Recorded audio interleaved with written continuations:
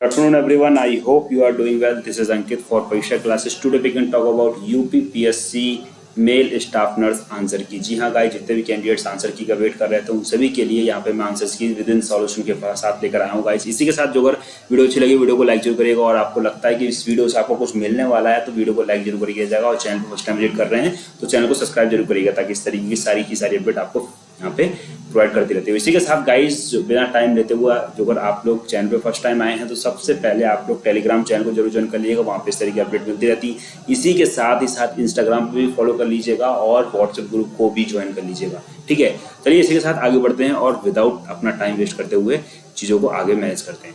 तो गाइस, यहाँ पे जो अगर मैं बात करूँ तो यहाँ पे बात करने वाला हूँ सीरीज ए के जितने भी क्वेश्चन हैं उन क्वेश्चन को हम यहाँ पे सॉल्व करने वाले हैं 2017 के रिगार्डिंग। ठीक है, सब्जेक्ट नर्सिंग, जिसमें हमारा पार्ट ए जनरल का है, पार्ट 2 हिंदी का है, पार्ट 3 जो है नर्सिंग का है। ठीक है, जिसमें 1 से 30 क्वेश्चन जनरल के हैं, 31 से 50 क्वेश्चन हिंदी के, देन 51 से 770 क्वेश्चन तक इसमें जो है हमारे वो नर्सिंग के डिपार्टमेंट के हैं। ठीक है, तो नर्सिंग के, तो आगे बढ़ते हैं और चीज़ों को आगे बढ़ाते हैं।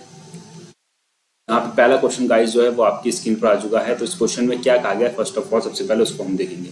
तो क्वेश्चन में जो कहा गया है वो कहा गया है, यहाँ से आप लोग देख सकते हैं कि अफ्रीका में विक्टोरिया जलप्रपात के संदर्भ में निम्नलिखित में से कौन सा कथन सही है, ये हमसे पूछा गया है। ठीक है, तो पहला कहा गया था यह जाम्बिया और मोजाम्बिया की सीमा पर अवस्थित है, दूसरा कहा गया है जाम्बिया नदी पर स्थित है। तो गाइस इसके दोनों ही कथन सही है, तो राइट ऑप्शन इसका जो आएगा सी। इसी के साथ गाइस आगे बढ़ते हैं और नेक्स्ट क्वेश्चन को भी देख लेते हैं। तो नेक्स्ट क्वेश्चन यानी कि क्वेश्चन सेकेंड जो इसमें कहा गया है हमसे,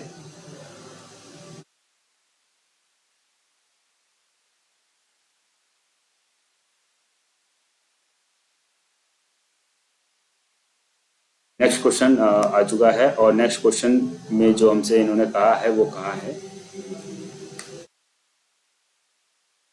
नेक्स्ट क्वेश्चन में कहा गया भारत के किस टीका वैक्सीन निर्माता कंपनी को बूस्टर डोज के तीसरे चरण में चिकित्सा परीक्षण में शामिल कर लिया गया है। तो इसका राइट आंसर जो है वो बी है, भारत बायोटेक। ठीक है, इसी के साथ आगे बढ़ते हैं और नेक्स्ट क्वेश्चन को भी देखते हैं। तो क्वेश्चन नंबर 3 जो है वो आपकी स्क्रीन पर है। तो इसमें इस क्वेश्चन का राइट आंसर की जो मैं बात करूँगा, मैं क्वेश्चन पे डायरेक्ट ही सॉल्व करने की कोशिश करता हूँ। ठीक है, या डायरेक्ट ऑप्शन बता देता हूँ। तो इस क्वेश्चन में गाइस अभी थोड़ा सा डाउट है, एग्जैक्टली कंफर्म नहीं कर सकते, लेकिन हाँ मोस्ट प्रोबेबली ए क्वेश्चन ऑप्शन जो है इसका हम सही मान सकते हैं, बट अभी डाउट में कंफर्म मत करिएगा। ठीक है, इसी के साथ आगे बढ़ते हैं और नेक्स्ट क्वेश्चन को देखते हैं। नेक्स्ट क्वेश्चन नंबर 4 जो है, जिसमें कहा गया है कि बलबन के राजतंत्र सिद्धांत को दिल्ली सल्तनत के किस शासक ने पुनः स्थापित किया है। तो इसका राइट आंसर जो है वो guys option A, Mohammad Tughlaq है। इसी के साथ आगे बढ़ते हैं और नेक्स्ट क्वेश्चन को आते हैं। क्वेश्चन नंबर 5 आपकी स्क्रीन पर आ चुका है, जिसमें कहा गया है उत्तर प्रदेश के किस जिले में मेजर ध्यानचंद क्रीड़ा विश्वविद्यालय की स्थापना जनवरी 2022 में की गई। तो गाइस ये अपने उत्तर प्रदेश के जो मैं बात करता हूँ कि कौन से जिले में, लखनऊ में आएगा, मेरठ में आएगा, गोरखपुर आएगा, ये गाजियाबाद आएगा। तो गाइस इसका जो राइट आंसर है हमारा वो है मेरठ।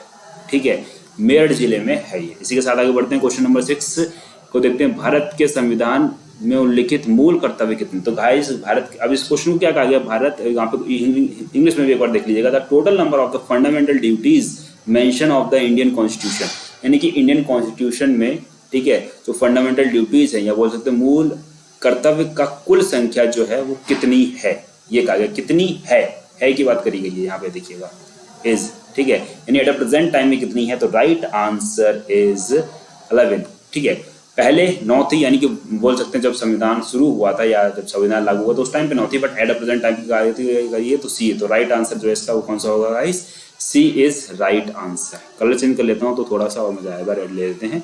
ठीक है, अब क्वेश्चन नंबर 7 को देख लेते हैं। क्वेश्चन नंबर 7 में क्या कहा गया है कि शहद के व्यवस्था के उत्पादन में मधुमक्खी के वैज्ञानिक प्रबंध के रूप में मनाया जाता है।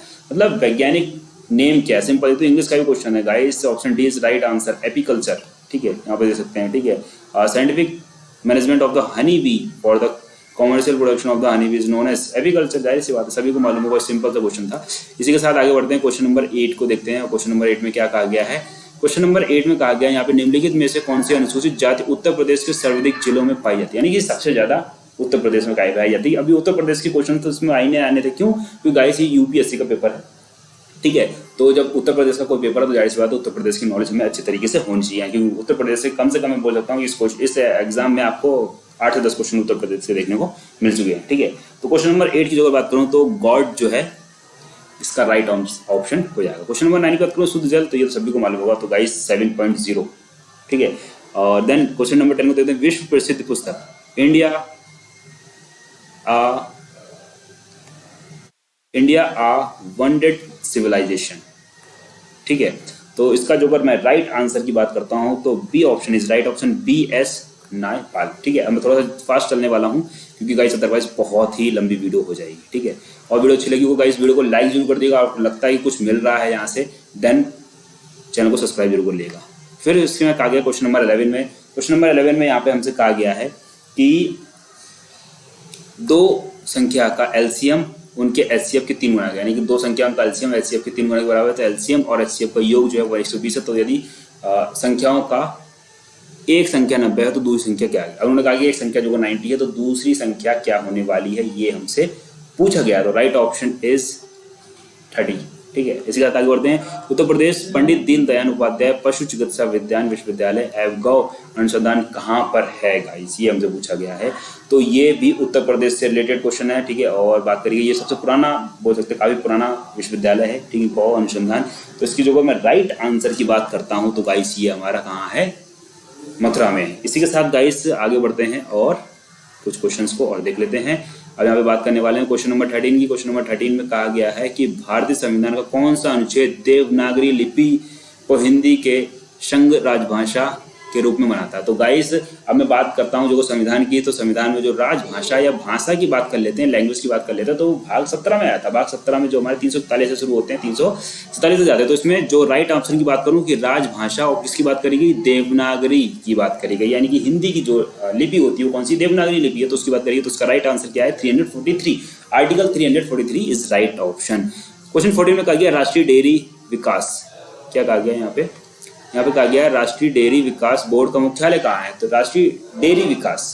ठीक है, तो इसका जो अगर राइट आंसर की बात करता हूं तो इसका राइट आंसर हमारा है करनाल। ठीक है, इसी के साथ आगे बढ़ते हैं और क्वेश्चन नंबर 15 को देख लेते हैं कि क्वेश्चन नंबर 15 का क्या होने वाला है आंसर। क्वेश्चन नंबर 15 का क्या, निम्नलिखित में से किस ग्रंथ में फिरोज शाह तुगलक अध्यादेश का संग्रह किया है। तो गाइस इस क्वेश्चन में थोड़ा सा डाउट है। ठीक है, बट कुछ ऑप्शंस मैं यहाँ पे नेगलेक्ट कर सकता हूँ, जैसे फुतूहाते फिरोज शाही, ठीक है, और फतवा ए जहांगीरी। ठीक है, तो ये जो थी गाइस ये इनकी आत्मकथा थी, तो आत्मकथा की तो बात करेगी नहीं, यहाँ पे बात करेगी फिरोज शाह तुगलक के अध्यादेश का संग्रह। ठीक है, तो इसमें ए और सी में से कोई एक ऑप्शन हो सकता है, लेकिन ए और बी ऑप्शन नहीं होता। तो इस अभी थोड़ा सा डाउट में है ए और सी में से कौन सा इसका होना चाहिए। ठीक है, इसी के साथ गाइस क्योंकि मैं यहाँ पे जो भी चीज़ बताता हूँ विदिन प्रूफ के साथ बता रहा हूँ, और इसी के साथ गाइस आप लोगों को किसी भी वहम में नहीं रखना चाहता हूँ। ठीक है, तो इस वजह से जो चीज़ है वो चीज़ आपके सामने। मानव हृदय में कक्षों की संख्या, ठीक है, यानी कि चैम्बर्स की बात करी गई यहाँ पे, तो सिंपल सा 4 चैम्बर होते हैं। ठीक है, आगे बढ़ते हैं और नेक्स्ट क्वेश्चन को देख लेते हैं। क्वेश्चन नंबर 17 आपके स्क्रीन पर, और क्वेश्चन नंबर 17 में कहा गया है यदि P तथा Q का अनुपात 7 और 8 है और उनके वर्गों का अंतर 60 है तो P का मान क्या होगा, ये हमसे पूछा गया है। ठीक है, यदि P तथा Q का अनुपात 7 और 8 है और उनके वर्गों का अंतर 60 है। अब इन्होंने क्या कहा, P तथा Q का अनुपात जो है 7 और 8, रेशियो की बात करें 7 और उनके वर्गों का अंतर जो है इतना है। ठीक है, तो इसका जो अगर मैं राइट आंसर की जो अगर बात करता हूँ गाइस, तो राइट आंसर इज 24 इसका निकल के आ रहा है। इसी के साथ आगे बढ़ते हैं, क्वेश्चन नंबर 18 को देखते हैं।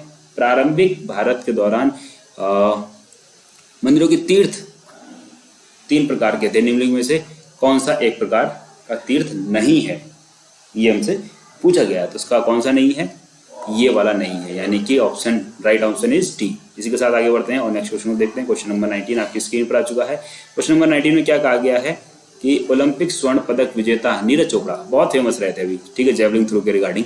ठीक है, जनवरी 2022 में निम्नलिखित में से किस वीरता पदक से सम्मानित किया गया। तो गाइस ये जो सम्मानित किए गए थे विशिष्ट सेवा पदक से सम्मानित किए गए थे। तो right option is B option is right answer. ठीक है, इसी के साथ आगे बढ़ते हैं और नेक्स्ट क्वेश्चन को देख लेते हैं। क्वेश्चन नंबर 20 आपके स्क्रीन पर आ चुका है। क्वेश्चन नंबर 20 में क्या कहा गया उसको भी देख लेते हैं जल्दी से। तो साइमन कमीशन द्वारा निम्नलिखित में से किस स्थान यात्रा नहीं की गई। ठीक है। तो गाइस मद्रास में की गई थी, ग्वालियर में भी की गई थी। अब यहाँ पे दो चीज़ों में थोड़ा सा दिक्कत है, शिलोंग और रंगून। तो अभी थोड़ा सा डाउट में रखते हैं ए और बी में से कोई एक होना चाहिए इसका, ठीक। क्वेश्चन नंबर 21 को देख लेते हैं। निम्नलिखित में से कौन सा शहर खैबर दर्रे के सबसे निकट है, ठीक है। तो 21 जो अगर मैं इसके ऑप्शन की जो अगर बात करूँ तो ए ऑप्शन मोस्ट प्रोबेबली मेरे अकॉर्डिंग लग रहा है 20 का, ठीक है। और इसी के साथ 21 को देखते हैं, ठीक है। तो खैबर दर्रे, तो इसका जो अगर बात करूँ तो अभी थोड़ा सा ये डाउट में ही है गाइस। और बाकी जो अगर मैं इसकी कंफर्म की जो अगर बात करता हूँ तो वो आपको नेक्स्ट वीडियो में जो क्वेश्चंस हमारे बच जाएंगे उन क्वेश्चंस को हम नेक्स्ट वीडियो में देख लेंगे। इसी के साथ गाइस आगे बढ़ते क्वेश्चन नंबर 22 को देख लेते हैं। क्वेश्चन नंबर 22 में क्या कहा गया है। क्वेश्चन नंबर 22 में यहाँ पे हमसे कहा गया है कि भारत दलन अनुसंधान संस्थान स्थित है, ठीक है। तो 22 कहाँ पर स्थित है, तो ये गाइस कानपुर में स्थित है। Right option is B, okay. इसी के साथ गाइस आगे बढ़ते हैं और देखते हैं।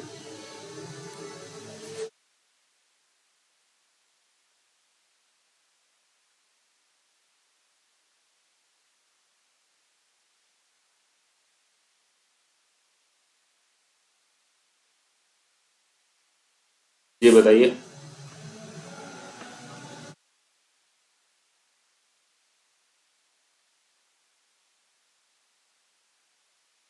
जी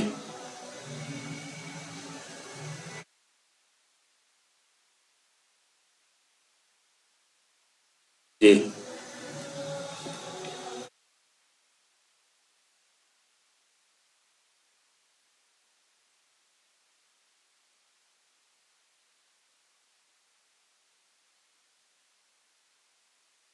जी जी।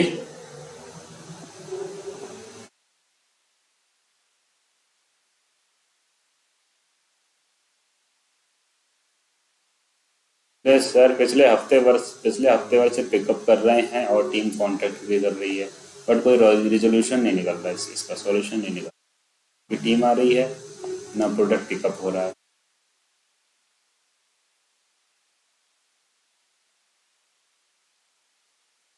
नहीं तो रेजोल्यूशन तो सर पिछले एक हफ्ते से आप प्रोवाइड कर रहे हैं, तो उस रेजोल्यूशन का कोई सॉल्यूशन निकला?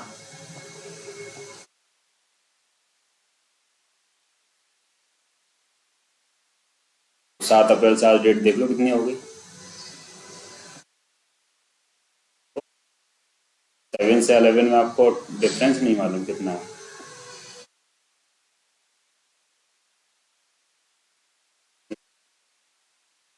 नहीं तो उसमें रॉन्ग रीज़न था ही नहीं हमारे पास, तो उसमें तो आपकी मिस्टेक है ना।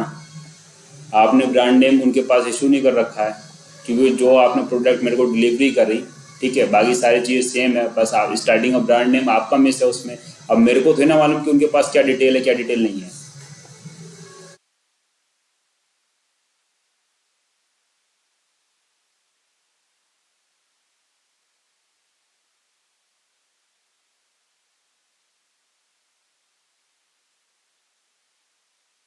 जी ठीक है।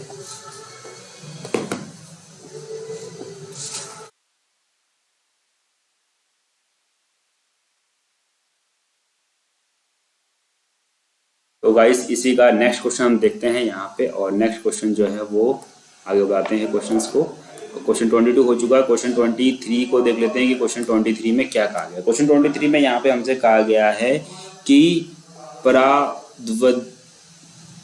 परावधी निमक विमान उड़ते हैं, यानी कि सुपरसोनिक जो प्लेन्स हैं वो किसके कारण उड़ते हैं। तो right option is C, with the speed of the greater than the speed of the sound, यानी कि ध्वनि की चाल से अधिक चाल से, यानी कि C option is right option. इसी के साथ आगे बढ़ते हैं, क्वेश्चन 24 को देखते हैं। निम्नलिखित योजनाओं पर विचार कीजिए तथा उनको कालक्रमानुसार व्यवस्थित कीजिए। तो 24 का बात करिए, यानी कि इसको हमें एक सीक्वेंस वे में लगाना है। तो इसको जो सीक्वेंस वे में लगाने की कोशिश जो मैं कर रहा था उस क्वेश्चन के अकॉर्डिंग, मेरे अकॉर्डिंग इसका जो राइट आंसर जो बन रहा है वो यही बन रहा है, national digital health mission. First number पे, सेकंड नंबर पे नमामि गंगे, थर्ड नंबर पे startup India and then skill India. तो डी ऑप्शन मेरे हिसाब से लग रहा है, ठीक है, बट एक बार कंफर्म कर लीजिएगा इस चीज़ को। इसी के साथ आगे बढ़ते हैं और क्वेश्चन नंबर 25 को देख लेते हैं कि 25 का राइट आंसर क्या होना चाहिए। 25 का जो अगर मैं राइट आंसर की बात कर दूं 9 परियों में होगा, तो इसका जो मैंने निकाला था गाइस वो ऑप्शन सी आ रहा था इसका, यानी कि 28 आंसर। देन आगे बढ़ते हैं और 26 को देख लेते हैं 26 का क्या होना चाहिए आंसर। तो 26 भारत के उच्च न्यायालय में न्यायाधीशों की संख्या में वृद्धि करने की शक्ति किसके पास है। तो गाइस ये अपने प्रेसिडेंट जी से जो है इन्हीं के पास है, ठीक है, भारत के राष्ट्रपति। तो 26 का ए। 27 को देखते हैं सरयू नदी, ठीक है, थोड़ा सा ऊपर कर लेते हैं इसको, और हम बात करने वाले हैं सरयू नहर राष्ट्रीय परियोजना के संदर्भ में निम्नलिखित में कौन सा कथन सही है। ठीक है, यह परियोजना 1978 में शुरू की गई थी, बिल्कुल सही है। इसका उद्घाटन जनवरी 2022 में बलरामपुर, यहाँ पे 22 की जगह 21 होता ना, 2021, तो ये कथन भी सही होता है। तो सिर्फ और सिर्फ पहला कथन सही है, तो right option is a, option is right answer. ठीक है, यानी कि केवल ए इसका आंसर सही है। ओके, और आगे बढ़ते हैं। देन 28 का देख लेते हैं। 28 राइट आंसर क्या होना चाहिए 28 का। तो अमृत बाजार पत्रिका बंगाल, ठीक है, इसमें कहा गया है कौन सा युग्म सम्मिलित नहीं है। इसमें कहा गया कौन सा एक गलत है वो कहा गया, ठीक है। तो वायरस ऑफ इंडिया ये जो है गलत है, ठीक है, तो इसका बी वाला ऑप्शन सही है। बाकी हिंदू मद्रास से ही होती है, ठीक है, और ट्राइब्यून जो है वो पंजाब से ही है। तो ये जो है यानी कि बोल सकते हैं वॉइस ऑफ जो इंडिया है, ये ऑप्शन इसका गलत है, ठीक है। तो और 28 का ऑप्शन बी। इसी के साथ आगे बढ़ते हैं और नेक्स्ट क्वेश्चन देखते हैं 29 में हमसे कहा गया सफ़ेद रोशनी में देखा गया साबुन या बुलबुला रंग दिखाता है, इसके लिए जिम्मेदार घटना निम्नलिखित में कौन सी है। तो यहाँ पे बात करी गई 29 की। तो 29 की बात करूँ तो ये जो होता है गाइस इंटरफेरेंस होता है, यानी कि व्यतिकरण। Option B is right option. 30 की बात कर लेते हैं, ठीक है, 30 का ऑप्शन क्या होना चाहिए। तो 30 की जो मैं बात करता हूँ, निम्नलिखित में से कौन सा हिमनद नुब्रा घाटी स्थित है, ठीक है। तो राइट ऑप्शन इज सियाचिन, ठीक है। आगे बढ़ते हैं और 30 के बाद में अब यहाँ पे हिंदी के क्वेश्चन, जीएस के क्वेश्चन कंप्लीट कर चुके हैं। हिंदी क्वेश्चन्स को देख लेते हैं। तो यहाँ पे 31 को कहा गया है देवता का पर्यायवाची है। तो देवता का पर्यायवाची की जो बात करूँ तो गीर्वाण। निम्नलिखित में से किस शब्द में वर्तनी अशुद्ध है, यानी कि अशुद्ध कौन सा है इसमें शब्द, वो हमसे पूछा गया। तो 32 का व्यंग जो है वो गलत लिखा हुआ है। 33 की बात कर रहा हूँ तलवार का पर्यायवाची है। तलवार का पर्यायवाची पूछा गया कि तलवार का पर्यायवाची है जो चंद्रहास होता है तलवार का पर्यायवाची। ऐसे गोमुद शब्द का तद्भव, ठीक है, तो गोमुद का जो तद्भव होता है गाइस वो गेहूं को ही बोलते हैं। गेहूं हिंदी को बोल देते हैं, संस्कृत में गोधूम बोलते हैं, ठीक है। ऐसे ही आगे बढ़ते हैं और 35, 36, 37 को देखते हैं। तो यहाँ पे मैं 35 की बात कर लेता हूँ। नित्य भूखों और दीनों को भोजन बांटना के लिए एक शब्द, ठीक है, नित्य भूखों और दीनों को भोजन बांटने के लिए एक शब्द। तो इसका राइट आंसर जो है आपका वो B option is right option, यानी कि सदावर्त। इसी का 36 की वत्स का तद्भव का मतलब होता है गाइस हिंदी का शब्द, तो वत्स, ठीक है, तुम मेरे वत्स हो, संस्कृत वगैरह में सुना होगा, यानी कि जो प्राचीन में जो रामायण वगैरह उसमें वत्स वगैरह का सुना होगा, तो बच्चे को बोलते हैं वत्स, ठीक है। ऐसे ही 36 का हो चुका है अभी। 37 की तो निम्नलिखित में से शुद्ध वाक्य इसकी बात करी गई है। निम्नलिखित में शुद्ध वाक्य, तो शुद्ध वाक्य की पहचान क्या होती है, उसको पढ़ के देखिए, उच्चारण देखो क्या हो रहा है, उसका अर्थ एक मीनिंग निकलना चाहिए, ठीक है। तो सारा राज्य उसके लिए था, थी, ये देखो, तो यहाँ पे पहले गलत हो गया। ऐसी एकाध बातें और देखने में आती हैं, ऐसी एकाध बातें और देखने में आती हैं, ऐसी एकाध, यह काम आप पर निर्भर है, यह काम आप पर निर्भर है। तो इसमें पढ़ने को छटपटा लग रहा है, यानी कि ये भी सही नहीं होगा, ठीक है। यह काम आप पर निर्भर है, यह काम आप पर निर्भर है, तो ये कुछ ठीक लग रहा है, ठीक है। बट आगे को भी देख लेते हैं एक बार। मैं अपनी बात का स्पष्टीकरण करने को तैयार, मैं अपनी बात का स्पष्टीकरण करने को तैयार हूँ। तो यहाँ पे बात का स्पष्टीकरण इसे समझ में नहीं आई। मैं अपनी बात को स्पष्ट करने के लिए तैयार हूँ, इस तरीके से होना चाहिए। तो राइट ऑप्शन जो है वो सी है इसका, ठीक है। यह काम आप पर निर्भर है, ठीक है। इसी के साथ आगे बढ़ते हैं और नेक्स्ट क्वेश्चन को भी देख लेते हैं कि क्या होना है। 38 की जो मैं बात करता हूँ यहाँ पे, तो 38 विलोम शब्द का चयन कर रिक्त स्थान की पूर्ति कीजिए। ठीक है, तो यहाँ पे बात करी गई है किसकी? संपन्न व्यक्ति डैश की व्यथा नहीं जान पाता। ठीक है, संपन्न व्यक्ति विपन्न की व्यवस्था, तो B option is right option. तत्सम तद्भव शब्दों के निम्नलिखित युग्मों में से कौन सा युग्म त्रुटिपूर्ण है, यानी कौन सा गलत है, ये हमसे पूछा गया है इसमें। वचन बैन, कपाट कपड़ा, ये गलत है। पुराण पुराना, ठीक है। गंभीर गहरा, ठीक है। कपाट को बोलते हैं चौखट, कपड़ा यानी कि वस्त्र, तो ये तो अपने आप में गलत हो गया ना। कपाट चौखट कपड़ा यानी कि यहाँ पे वस्त्र होना चाहिए, तो ये गलत है, यानी कि बी ऑप्शन हो जाएगा इसका। इसी तरीके से 40 की बात करता हूँ, तो उसकी आर्थिक स्थिति बिगड़ गई, विशेषण है, उसकी जो है वो आर्थिक स्थिति बिगड़ गई। तो यहाँ पे बात करी विशेषण कि उसकी आर्थिक स्थिति बिगड़ गई में विशेषण कौन सा है, तो किसी व्यक्ति वस्तु की संज्ञा क्या होती है, किसी व्यक्ति वस्तु स्थान के नाम को संज्ञा कहते हैं विशेषण। किसी संज्ञा या सर्वनाम की विशेषता बताने वाले को बोलते हैं कि विशेषण कहते हैं। ठीक है, तो किसी की आर्थिक स्थिति बिगड़ी क्या है, उसकी आर्थिक स्थिति, तो यहाँ पे जो लग रहा है वो विशेषण जो है वो आपका कौन सा हो सकता है, बी ऑप्शन हो सकता है। एक सेकेंड, तो यहाँ पे हम बी ऑप्शन को लगा देते हैं। ठीक है, इसी के साथ आगे बढ़ते हैं और कुछ क्वेश्चंस को और देख लेते हैं कि किस क्वेश्चन का क्या होना चाहिए। इसी के साथ जो अगर मैं बात करता हूँ यहाँ पे 41 क्वेश्चन की, कि 41 क्वेश्चन में जो हमसे कहा गया है कि अध्यावास का विलोम क्या है। यहाँ पे हमसे कहा गया है कि अध्यावास का विलोम क्या है, तो इसका राइट ऑप्शन इज बी।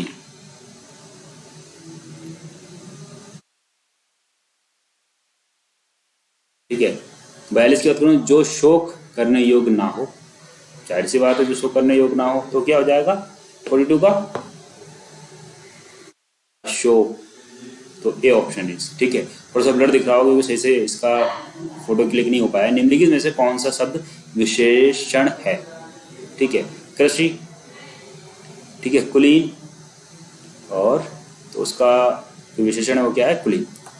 44 की बात करूँ तो घर का पर्यायवाची शब्द नहीं है, कौन सा घर का पर्यायवाची शब्द नहीं है, तो 44 की जो अगर राइट आंसर की बात करता हूँ तो निलय, निकेतन, विलय, सदन, इसमें कहा गया शब्द नहीं है। ठीक है, घर का पर्यायवाची शब्द नहीं है, तो विलय, विलय घोल को बोलते हैं। ठीक है, इसी तरीके से आगे बढ़ते हैं और नेक्स्ट क्वेश्चन को देखते हैं 45। यहाँ पे 45 यानी कि हींग का सही तत्सम शब्द क्या होगा, तो right option is D, Hingoo is right option.